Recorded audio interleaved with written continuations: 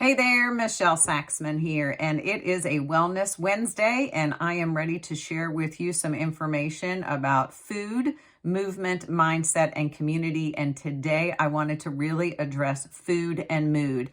I am not a doctor. I do not diagnose, treat, cure, prevent, any guarantees like that.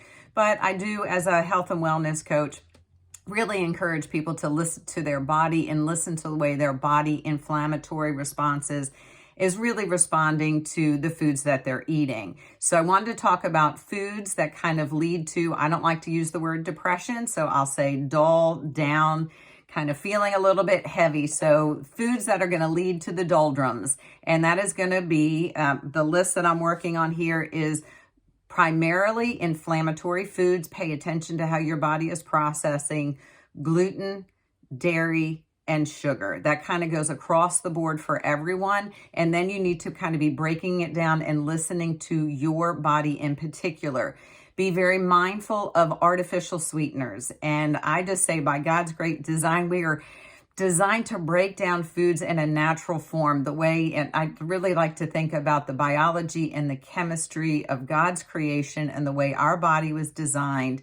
And when things are in a bioavailable, friendly form, as opposed to kind of man-made and manufactured, that's going to tend to lead a little bit more toward an inflammatory environment in the body. So being mindful that, and even studies in the artificial sweeteners are showing specifically that they are blocking the serotonin. And I have a personal opinion. I think they go two ways with the body. One, creating an inflammatory response because it's kind of like fight or flight. Can't identify what that chemical compound is and causes the body to do a little bit more work, can lead to leaky gut. But it's also that it's been shown to suppress it, working in the gut microbiome, actually suppressing the production of serotonin and other of our happy, healthy hormones. So really being mindful of the artificial sweeteners, eliminate, avoid as much as possible. Use caution. They're in so many of our diet drinks.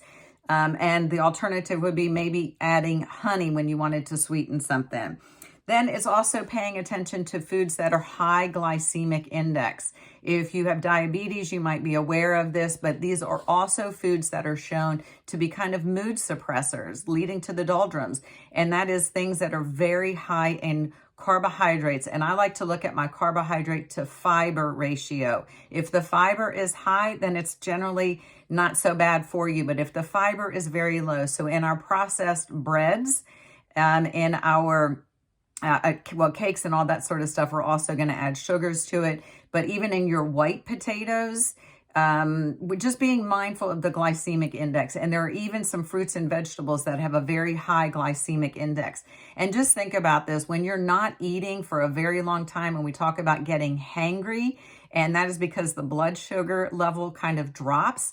So what we want to do is we want to make sure we're eating foods that are going to balance out that blood sugar, and foods with a very high glycemic index are going to make you kind of have that carb high and then that carb crash. So we want to make sure that the fiber intake of our carbohydrates is in a pretty decent balance. And then it's fried foods. And the primary reason, well, one of the primary reasons to avoid fried foods, it has to do with particularly the standard American diet and our omega-6 fats to the ratio of our omega-3 fats. And when the omega-6 fats kind of get very out of whack, y'all, it's going to lead to an inflammatory environment. So making sure we are supplementing with omega-3s, and we're getting those really from our fishes and sardines and in a natural bioavailable form when possible. And if not, make sure that you're supplementing.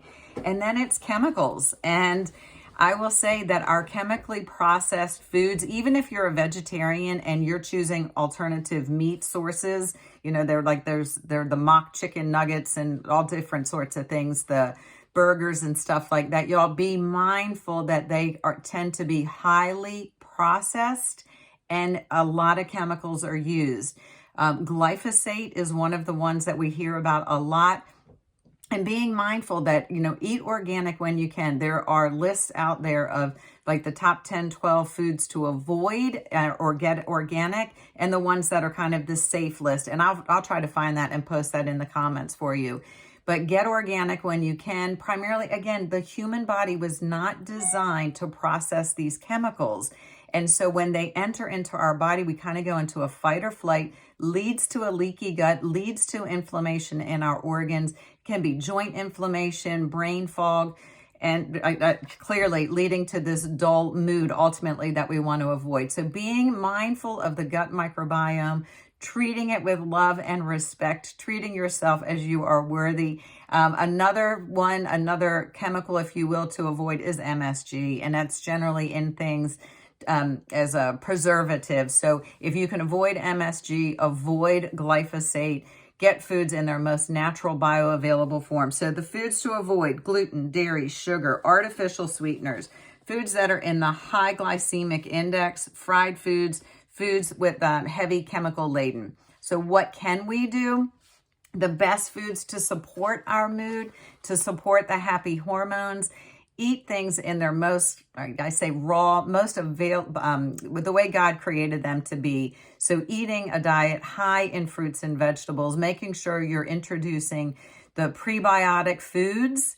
And if you can't get prebiotic foods, get a prebiotic supplement, making sure we're using probiotics, eating sauerkraut, really mindful of the yogurt, making sure that yogurt is really in a healthy form, not with a lot of dairy, a lot of sugar, a lot of food coloring. So healthy fats: avocado, a great fat.